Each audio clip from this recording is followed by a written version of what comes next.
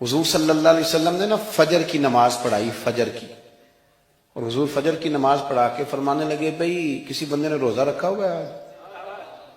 حضرت عمر کہتے ہیں رات کو میرا ارادہ تھا رکھوں، پر سویرے پھر میں نے گرا دیا، نہیں رکھا۔ حضور نے دوسری دفعہ پوچھا بھئی کسی نے روزہ رکھا ہے؟ تو حضرت صدیق کے اوپر نے ہاتھ کھڑا کیا، عرض کی یا رسول اللہ میں نے رکھا ہوا۔ آپ حکم نہ دیتے تو نہ بتاتا، پر روزہ رکھنا بھی آپ نے توجہ دلائی ہے تو حکم بھی آپ کا بتاؤ تو بتا دیا۔ حضرت عمر کہتے ہیں حضور نے فجر کی نماز پڑھائی، فجر کی۔ دوسرا سوال پوچھا بھی کسی نے کسی بیمار کی تیمارداری کی ہے؟ تو حضرت عمر کہتے ہیں میں نے فٹافٹ عرض کی یا رسول اللہ ابھی تو نماز فجر پڑھی ہے، تو اب گھر جائیں گے تو تیمارداری کریں گے۔ تو حضور نے فرمایا عمر تو ذرا ٹھہر جانا، جلدی نہ کر، ٹھہر نہ ذرا، رک تو صحیح۔ تو حضرت عمر فاروق رضی اللہ تعالیٰ عنہ فرماتے ہیں میں چپ کر گیا، حضور نے فرمایا بتاؤ بھی کسی نے تیمارداری کی ہے؟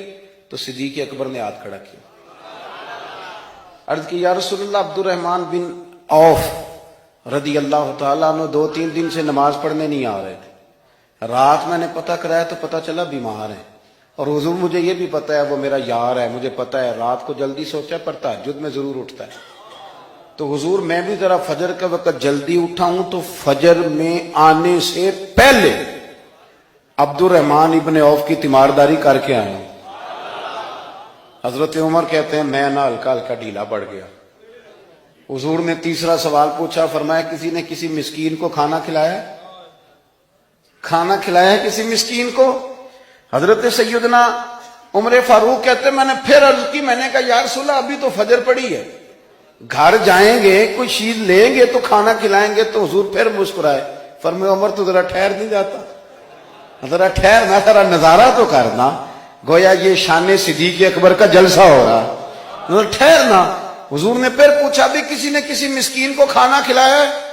تو حضرت عمر کہتے ہیں لوگ سارے دائیں بائیں دیکھ رہے تھے اور میں چپکے ابو بکر کو دیکھ رہا تھا، کہ مجھے پتا تھا کہ بولنا اسی نہیں ہے، اور دل میرا کر رہا تھا کہ کہہ دوں دیو جناب جواب، دل میرا کر رہا تھا۔ وہ سمجھ گئے تھے کہ سونا راضی کن کاموں میں ہو، بس یہ نقطہ انہوں نے پا لیا تھا۔ حضور نے فرمایا بتاؤ کسی مسکین کو روٹی کھلائی ہے؟ تو جناب سیدنا صدیق اکبر نے ہاتھ کھڑا کیا، عرض کی یا رسول اللہ سویرے اٹھا ہوں تو چھوٹا بیٹا بھی اٹھ گیا تھا، اور میرے وضو کرتے سنت پڑھتے ماں سے کہنے لگا بھوک لگ رہی ہے، تو ماں نے 2 روٹیاں بھی پکا دیں، تو حضور ایک اس نے کھائی دوسری اس کے ہاتھ میں تھی۔ جب ہم نکلے ہیں نا گھر سے تو دروازے پہ ایک فقیر کھڑا تھا، مسکین کھڑا تھا، کہہ رہا تھا رات سے بھوکا ہوں، کوئی دروازہ کھلنے کا انتظار کر رہا تھا، ابو بکر سب سے پہلے تیرا ہی کھلا ہے۔ تو حضور میں نا اس مسکین کو ایک روٹی کھلا کے آیا ہوں۔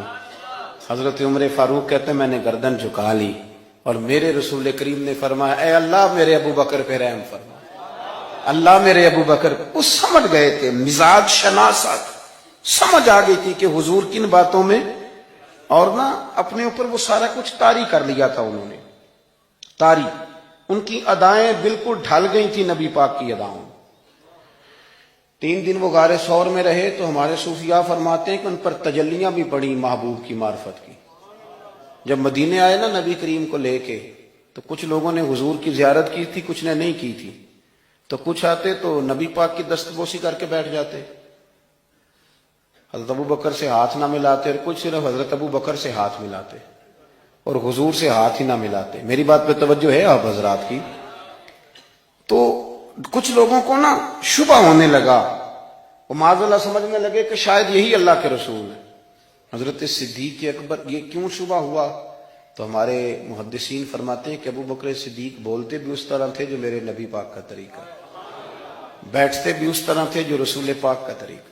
کہتے ہیں انہوں نے امامہ باندھا ہوا تھا تو جو امامے کا پیچ حضور کا ڈھیلا رہ گیا تھا ان کا بھی ڈھیلا رہ گیا تھا، اس طرح اپنے آپ کو مزاج میں ڈھالا تھا، تو من شدی من تو شدم، میں اس طرح ڈھالا تھا مزاج میں، اس طرح کے کوئی فرق ہی نہیں نظر آتا تھا۔